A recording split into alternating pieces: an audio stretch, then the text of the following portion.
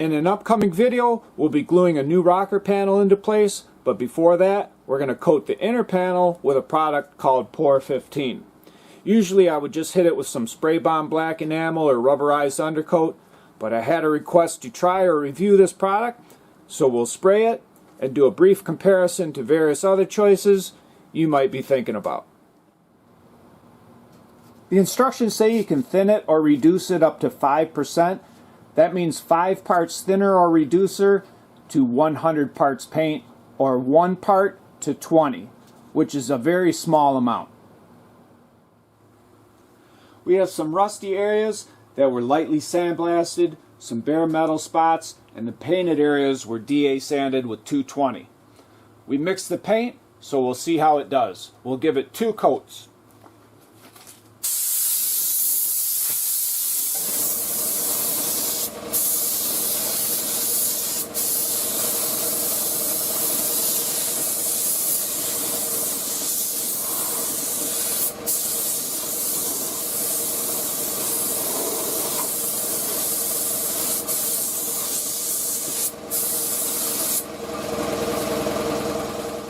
The instructions suggest waiting anywhere from 2 to 6 hours between coats or top coating.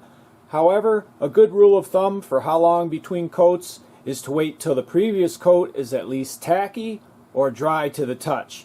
In this case, the garage is about 62 degrees and it took 2 hours to get to that point.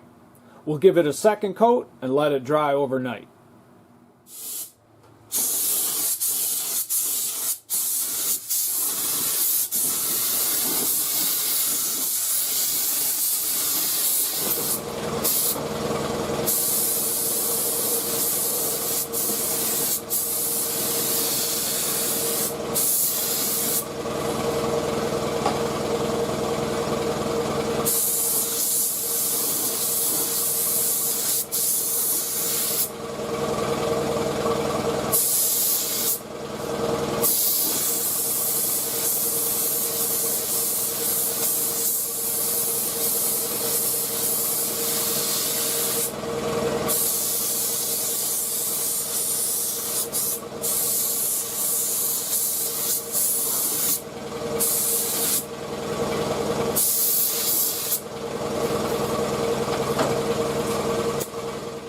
POR-15 can be applied with a brush or it can be sprayed on and can be thinned with POR-15 solvent. It can be cleaned up with thinner or reducer.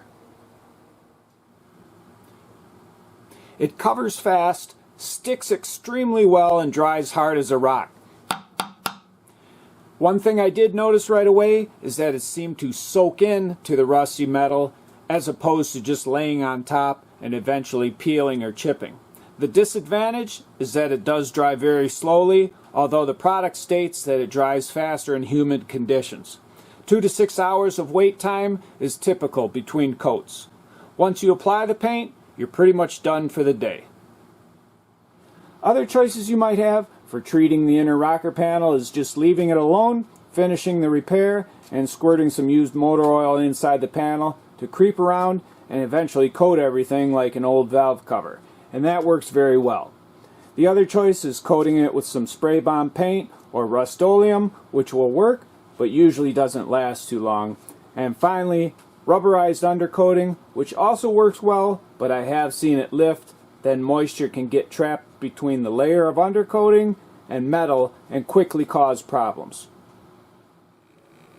I hope you enjoyed this brief video on a paint that, after trying it, I'm truly convinced it is a permanent solution for rusty frame rails and other similar parts. If you did enjoy it and you'd like to get my latest videos, don't forget to hit the subscribe button.